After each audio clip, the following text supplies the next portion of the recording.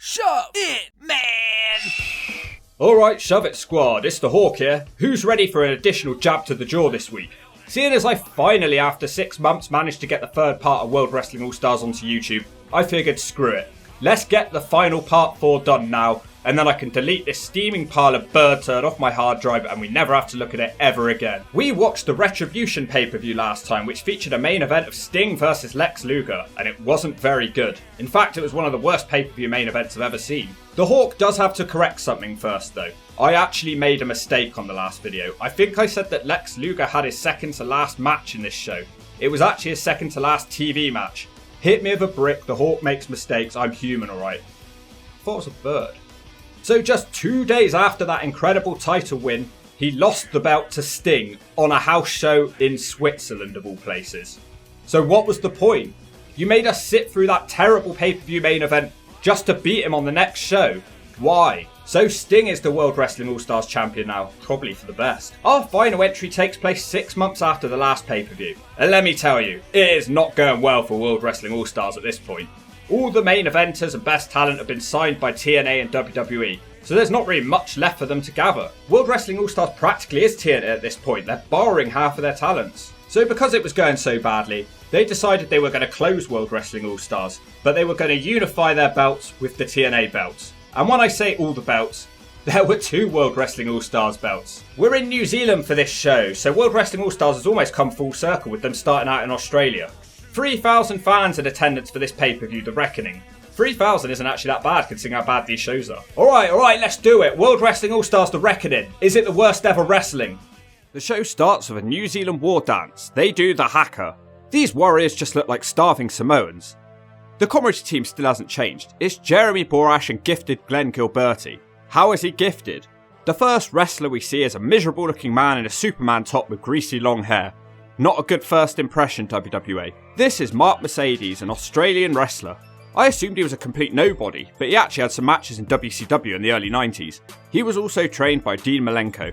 However, this is not the same Australian wrestler who had a match in NWA TNA as part of SEX around the same time. He cuts a heel promo because he's Australian, but we're in New Zealand. These are 2 countries that have a friendly rivalry. Well, sort of friendly. He'll take on Rick Steiner, who tells him he's heard enough of him talking shit. Now I hope you enjoyed my description of Mark Mercedes, because my description nearly went on longer than their entire match. Mercedes manages a DDT followed by a German suplex, and he follows that with a big boot. Steiner comes back with a released Northern Lights suplex, and moments later Rick Steiner wins with diving bulldog. So if you paid for this pay-per-view, you got to see Rick Steiner beat an Australian nobody in 3 minutes with no story build or reason for the match taking place. Disco Inferno looks seriously depressed on this show. I think he's just sad that World Wrestling All-Stars is ending. The arena goes dark now and then someone is doing a wacky scream. It's so dark I have no idea what I'm looking at. After 30 seconds they find Sting on a platform. Sting cuts a face promo sucking up to the New Zealanders. He says his bat is like the all-black rugby team and Jarrett's guitar is like a wallaby. We now have a triple threat. Not again. It's Puppet the Midget Killer and he has a microphone. He tells the crowd they should be bowing to him.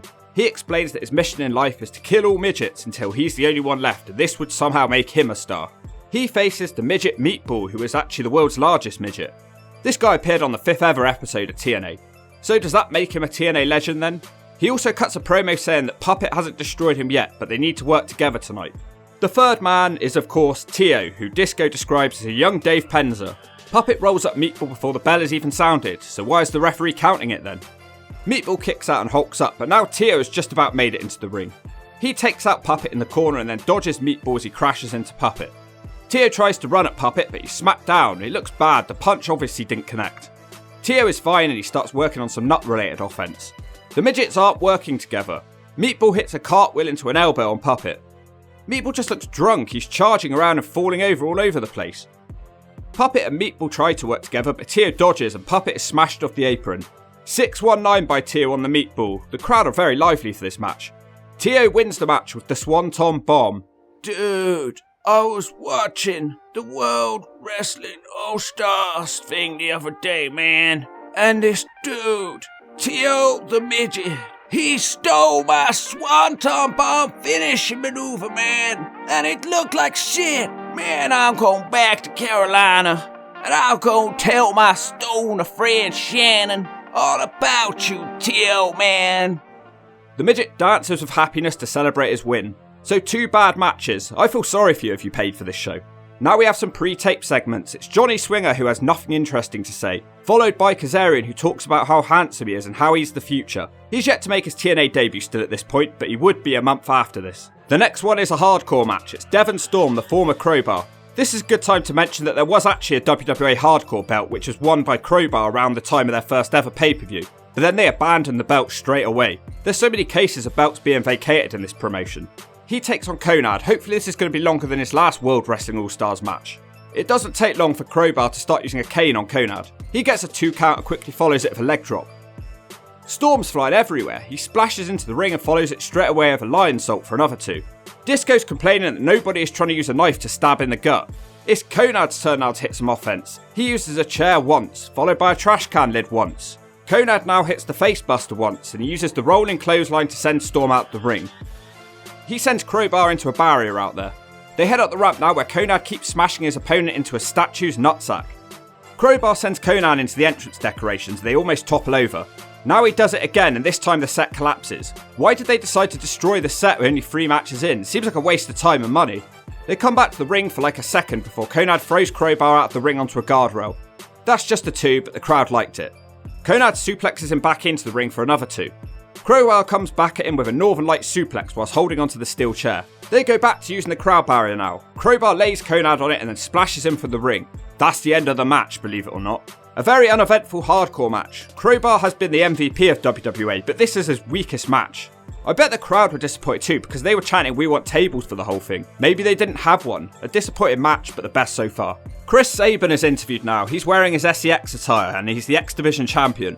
He says Jerry Lynn is so old that he's dying, and Johnny Swinger will suck just like every night. He says Sports Entertainment Extreme are the elite. Jerry Lynn is the WWA Cruiserweight champion. He's moaning that he has to defend his title in a 4-way match. Jerry Lynn is always moaning. He says he'll win and become a 3-time X Division champion when the belts are unified, and that match is right now. So it's a 4-way match. Johnny Swinger taking on Frankie Kazarian and taking on the X Division champion Chris Sabin. And Disco takes a moment to tell us how proud of Chris Sabin he is. So we've got TNA storylines in New Zealand now, because Disco's the leader of SEX. How weird. And the defending WWE Cruiserweight champion is Jerry Lynn. Lynn is the crowd favourite by far. We get that overused opening sequence where no one connect with their attacks. They all make pinning attempts on each other now, but none of them work, and then we get a 4-way dropkick with the crowd sounding their appreciation. Kaz sends Swinger and Lynn out the ring, so we're down to a 1-on-1 for a bit. Sabin hits him with a jumping enziguri kick. Both men are going by the nickname The Future at this point. Kaz takes him down with an STO for a 2 count. He keeps going with a springboard leg drop, and then it almost ends with Kazarian hitting the back to the Future, but the pin is broken up. Swinger is back now and Sabin works with him to hit a flapjack on Kaz. Lynn takes them out with a double crossbody. Jerry Lynn also takes out Kaz with what the commentary team call a beautiful hurricanrana. They were wrong. Kaz connects with a spinning heel kick now, but Swinger chucks him out the ring. Johnny Swinger puts the figure 4 on Lynn, but moments later both Kaz and Sabin dive from the top ropes. They both make pins, but they're both 2 counts.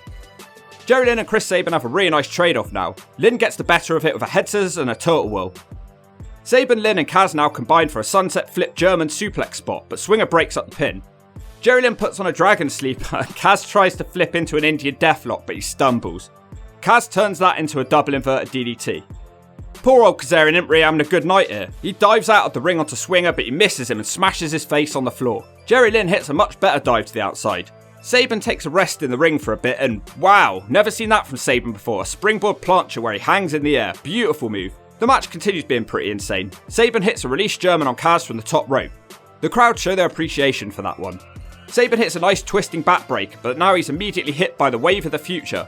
Swinger then takes Kazarian out of a jawbreaker. This is a frantic end to the match. Lynn almost wins with the TKO. Now Kaz almost wins for slingshot DDT. I've no idea which way this one's going. Now it's time for a tower spot with Sabin getting the worst of it. Swinger breaks up the pin again. The big moves are still coming though, but Sabin is the real MVP of this match. He hits a nice backbreaker and an even nicer DDT. Eventually Kaz and Sabin are left in the ring alone and Sabin hits the future shock, which basically seems to be a Samoan Joe muscle buster. Chris Sabin is the winner and he unifies the 2 titles, and he didn't just get the win, he was the star of the show.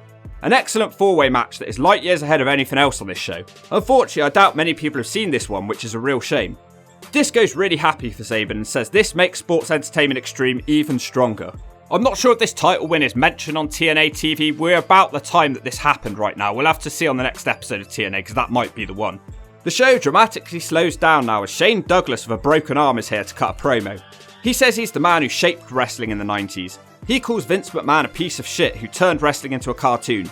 He says he went to a shit company called Eastern Championship Wrestling and then he saved it. He calls New Zealand a piece of shit. He insults Shawn Michaels, Ted Turner and Paul Heyman. Talking of ECW, he poses the question if ECW's success was down to Sabu or Shane Douglas. He says he wants to fight Sabu, but the doctors just won't clear him because of his arm. He's interrupted by Joey Legend, who's still doing his awful no gimmick. Legend says he's on the side of Shane Douglas. He thinks New Zealand is found by being flushed down the toilet bowl. He says no, and the crowd chant yes. Is this where Daniel Bryan got his gimmick from? This is starting to drag. No. He eventually proposes that he takes the place of Shane Douglas in the match. They're definitely stalling for time for some reason.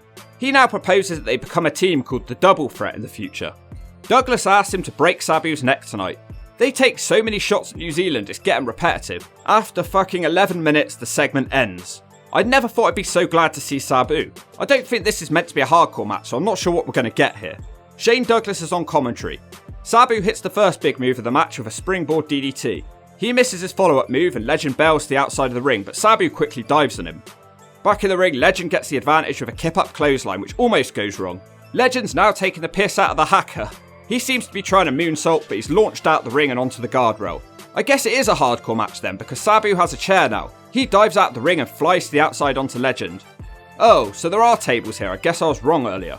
Legend splashes Sabu on the floor. It all seems to be going one way. Legend spears Sabu into the guardrail now. Sabu just can't get rolling in this one. He does manage to suplex into the ring, but Legend immediately kicks him in the face.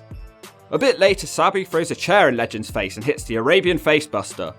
The commentary team are really confused because this is supposed to be a normal match. Legend with a big Northern Light suplex now. The crowd are just desperate for someone to go for a table tonight. And it almost happens as Legend flies off the ring apron but he jumps the table.